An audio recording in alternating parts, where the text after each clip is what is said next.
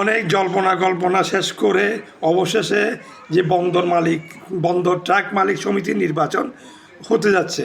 এই এক নাগারে এক দল তারা নির্বাচন করে, যারা নির্বাচন জয় করে তারা এক নাগারেই তারা নেতৃত্ব দেয়।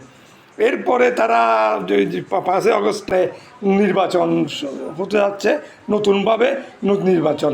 তো এই নির্বাচনকে ঘিরে বর্তমানে তারা এই 2টি প্যানেলে 50 জন তারা প্রার্থীরা ৫-৫০ জন প্রার্থী বর্তমানে আমরা নির্বাচনে অংশগ্রহণ করছি। আমার যদি ইনফরমেশনটা যদি সঠিক হয় ৫-৫০ জন এখানে নির্বাচনে অংশগ্রহণ করছেন। 57 জন। হ্যাঁ, তো এখানে মূল প্রতিদ্বন্দ্বিতা হচ্ছে সভাপতি আর সেক্রেটারির মধ্যে, আর বাকি যে পদগুলো আছে সেখানেও প্রতিদ্বন্দ্বিতা কোনো পদে 2 জন, কোনো পদে 3 জন করে আছে, অথবা কোনো পদে 5 জন।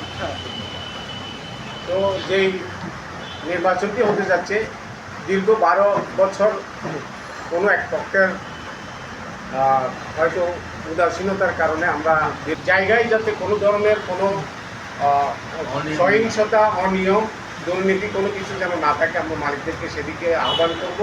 এবং বিশেষ করে আবু সাঈদ হারুন এবং আবু তালেব সোহেল, এই 2 জনের বলিষ্ঠ নেতৃত্বে আমরা যে একটি সৌহার্দ্যপূর্ণ এবং উৎসবমুখর পরিবেশের মাধ্যমে যে নির্বাচনটি পেতে যাচ্ছি, সেই নির্বাচনে আবু সাঈদ হারুন এবং আবু তালেব সোহেল পরিষদ যাতে আমরা বিপুল সংখ্যক ভোটে বিজয়ী হতে পারি, এই আশা রাখি।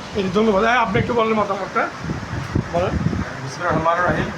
সদস্যরা যে আজকে উৎসব মুখরভাবে যে 30 তারিখ ভোটটা দিবে, এটা একমাত্র অবদান হচ্ছে আমাদের আবু সাঈদ হারুন ভাইয়ের ফসল।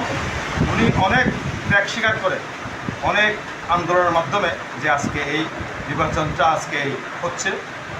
এখানে আসলে অনেক কিছু কথা আছে বলার, অনেক কিছু কথা আছে, ওগুলো বলা যাবে না। আমরা মালিকরা এখন বর্তমানে যে ভোটের অধিকার ফিরিয়ে পেয়েছে, এটা আমাদের আবু সাঈদ হারুন পরিষদের পক্ষ থেকে এটা ফসল। আমি মালিকদের বিশেষ করে অনুরোধ করব 29 তারিখ উৎসবমুখীভাবে যেন এই